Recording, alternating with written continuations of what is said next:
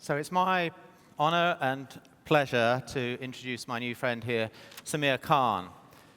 Now, Samir is a fellow entrepreneur and social entrepreneur, and I have the privilege every year to meet hundreds of entrepreneurs, and I very quickly work out in the first 30 seconds, really, whether I think they've got what it takes to be successful.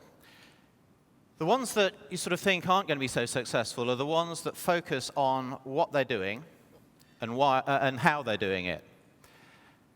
But the ones that have got success in their veins are the ones that tell you why they're doing what they do. It's a really fundamental question because it opens up a window into their souls as to what drives them, what their passions are, how creative they are, and how they're going to do things differently. And within 30 seconds, Samir told me what his why was, which was to connect mankind on a global level. And I said, whoa, that's a big why. What does that really mean? And he said, well, he's been inspired by Professor Yunus all his life, and he's seen microfinance come along, and Pooja's just talked about microfinance here.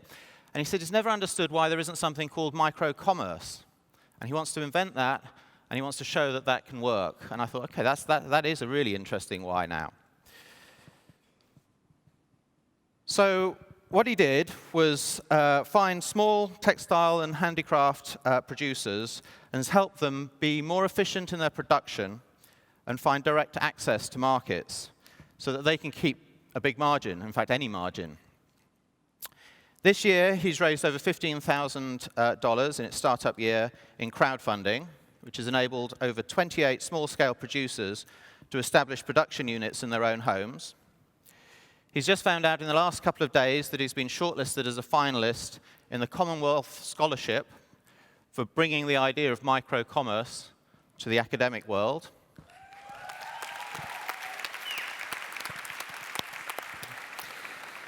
In 2013, the governments of Costa Rica and France invited him to attend the Leadership Summit of the United Nations as one of 40 experts on sustainable development. And the UN then invited him to be a moderator for their online discussion on the role of private sector in sustainable development and environmental protection. And in speaking with Samir, who I kind of worked out very quickly that in his 25 years, he's worked out what business is about. That's taken me into my 40s to work out, having started, grown, sold a company, and started more companies. And that's that business isn't about money, it's about people. In fact, business, if you think about it, doesn't actually exist. It's a man-made thing. What it is just a collection of people who are aligned, who may be linked with contracts and shareholder agreements and things, but they're all aligned and motivated to do the same thing. And when you understand people's motives and get their trust and they get their credibility and reputation before you, that's how business works. And Samir got this straight away. He also sort of talked to me a lot about how, as a modern business, profit is important, but people and how we look after the planet and the triple bottom line is how modern businesses evolve and work. You know, I woke up this morning to news that my small company, Ella's Kitchen, had just won an award in the UK for being one of the best employers in the whole of the UK. And we're a tiny little company. Now, Samir, in my view, is going to be in that place in 5 or 6 years' time with the way he looks after the people and planet.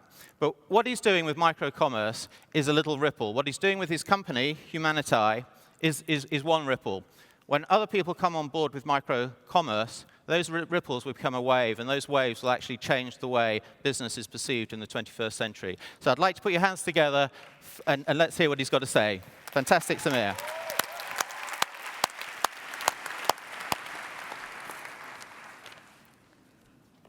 Fellow brothers and sisters from all around the world. Last year, One Young World gave me this opportunity to speak out for the rights of the migrant workers in the Gulf. Those 5 minutes have led us to think closer and work together to bring justice to not just migrant workers, but to slave labor workers in many countries, especially Asia. More than 70% of the EU textile imports come from Asia alone. where people get to work in overcrowded, low-lit, rickety facilities, while at times they have to wear plastic bags to work against acids and bleach. The toxic fumes fill the air and their neighborhoods as well. The local media of various countries are controlled by the political parties and industrialists, and these issues never get to be spoken online or anywhere else. But when a major accident occurs, that's when we get to know about it. Textile industries in Asia are booming because of low cost of laboring. While in India alone, there are over 35 million people who are engaged with the textile industry. Indian workers, on an average, are paid less than $1 a day, while in countries like Bangladesh, at times, it is less than that as well. Not even a month's saving can help them buy the products they are producing. On 24th April 2013, an 18-story building, Rana Plaza in Dhaka, Bangladesh, collapsed. It was the deadliest garment factory accident in history. Hundreds of bodies were buried in the rubble. The search for dead went for weeks. Over 1,150 people lost their lives, and 2,500 people went missing. It shone a light on the dire conditions workers have to face in the textile industry. But who's to blame for this? The factory owners? The bureaucrats? The governments? Or the brands which outsourced Rana Plaza and facilities like them? Or what about us as consumers who buy such products? You and I, we all are connected to these workers the moment we buy a single piece of clothing or shoes, yet remain ignorant of the lives the workers have to face. We see the brand names only, but never discuss about the maker's name. Was it John Polo, Navida, or Sabrina? Who made it? Were they well treated? Or were they desperate like the girl who sewed a cry for help on the dress she was making?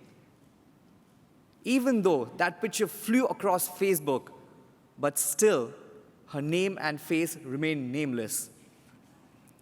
The Dublin Summit last year provoked me into thinking, why to wait for a government or corporate sector to take an action on this?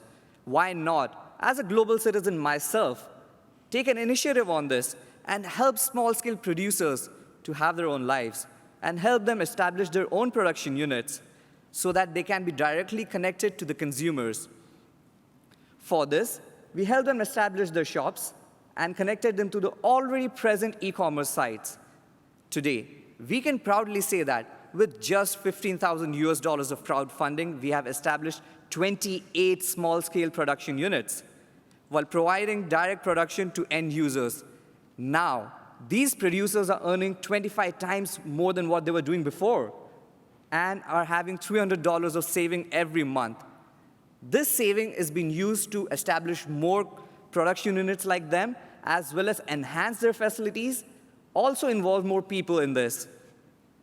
Today, from being a forced worker in such industry, they have become a workforce of their own, which is bringing new hopes to families and people. This is just a start. We are expanding globally to empower more labor workers like them to have their own lives and become owners of their own lives. Today, at One Young World 2015, we are launching a new e-commerce platform for skilled producers of your nations, of everyone's nations, to sell products at no additional cost, while our team will help them establish their own production units. How you would feel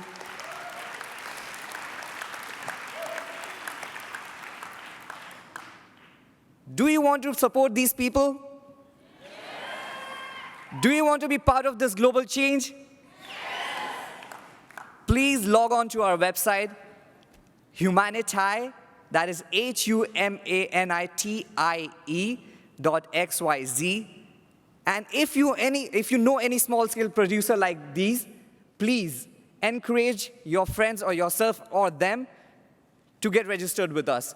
We will help them to be part of this global change and bring a new model to the e-commerce platform. Thank you very much.